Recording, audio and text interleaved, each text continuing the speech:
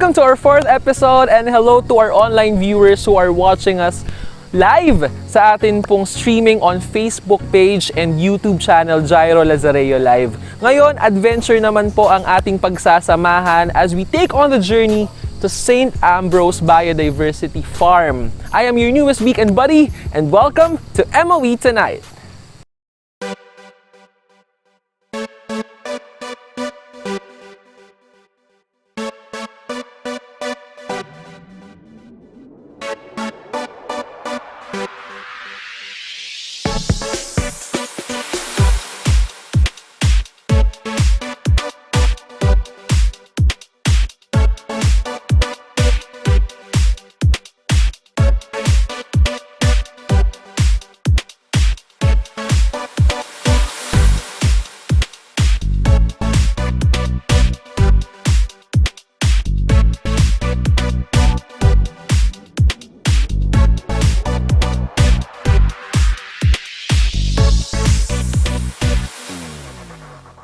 Dinarayan ng mga taga San Pablo City at maging mga taga-ibang bayan ang pinakabagong tourist attraction dito sa San Pablo City, ang San Ambrose Biodiversity Farm.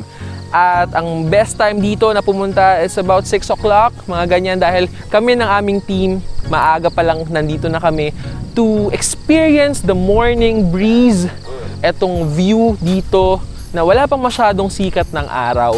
And tip lamang para sa mga viewers natin na gustong pumunta dito with your friends and family, make sure na bago kayo pumunta dito, have enough rest or sleep, magdala kayo ng mga tubig ninyo, mga tumblers, and wear your most comfortable clothes para naman ox na ox ang inyong hiking experience at ma-enjoy nyo ang view sa taas, dito mismo sa San Ambrose Biodiversity Farm.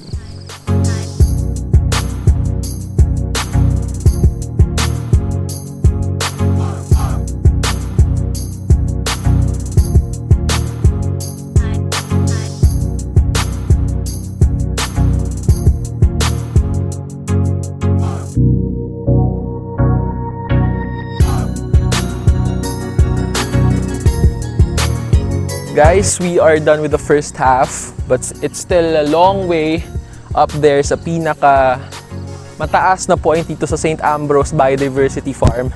Pero ngayon pala medyo hinihingala ako. So pinaka-importanting tip, nakalimutan ko ibigay kanina, kailangan bago kayo umakyat dito, kailangan nakapag-stretching kayo para hindi masyadong sumakit yung mga joints nyo.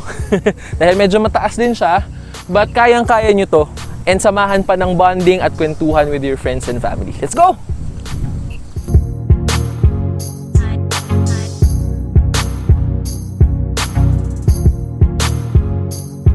We are on my 117th step papunta sa highest point dito sa San Ambrose Biodiversity Farm. At konting-konti na lang to. But for our viewers, it's a reminder, hindi lamang po ito tourist attraction. But also, ito po ay pook dalanginan. Okay? So, it's my first time and they say na kapag pupunta ka sa churches ng unang beses, you have to make a wish or prayer. So, ihanda nyo na yung mga prayers ninyo kapag pupunta kayo dito sa St. Ambrose Chapel. Come on, let's go!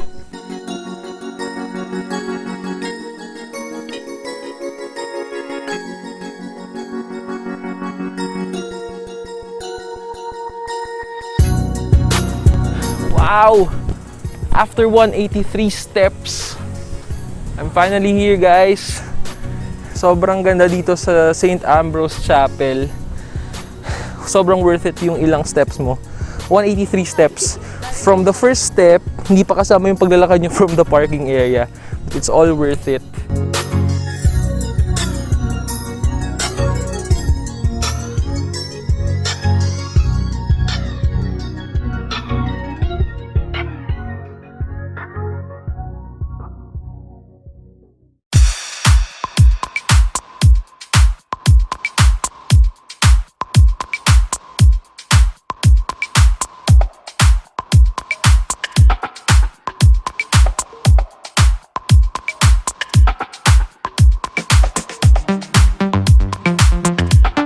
Nag-enjoy kami sa aming adventure dito sa St. Ambrose Biodiversity Farm. Kaya sana kayo rin dyan nanonood sa inyong mga bahay ay nag-enjoy din as we share our experience dito sa St. Ambrose. Ano pang hinihintay nyo?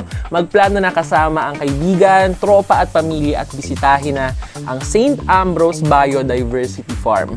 At para po sa ating mga online viewers, i-comment nyo na po ang inyong mga selfies habang nanonood ng MOE Tonight for a chance to win Vibrant Cereal Mix from Vibrant Wellness. Hihintayin po namin ang inyong mga selfies. Kita-kits po tayo next week for another thrilling episode of MOE Tonight.